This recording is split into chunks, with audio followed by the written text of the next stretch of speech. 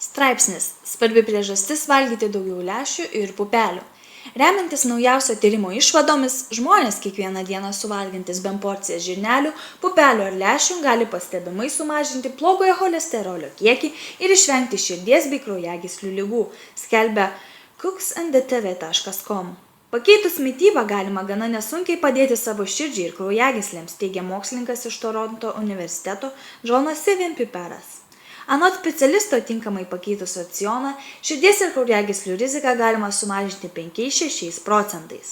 Ankštinių glikeminis indeksas gana žemas, jie gali puikiai pakeisti augalinius baltymus. Ankštiniai jau senai yra svarbus ne vienos tradicinės virtuvės produktas, įskaitant Viduržemio jūros regiono ir Pietų Azijos virtuvę. Be to dar vienas labai svarbus pliusas tas, jog jie nėra brangus maisto produktas, sako Piperas. Piperas kartu su kolegomis apžvelgė 26 tyrimų, kuriuose dalyvavo 1037 žmonių rezultatus.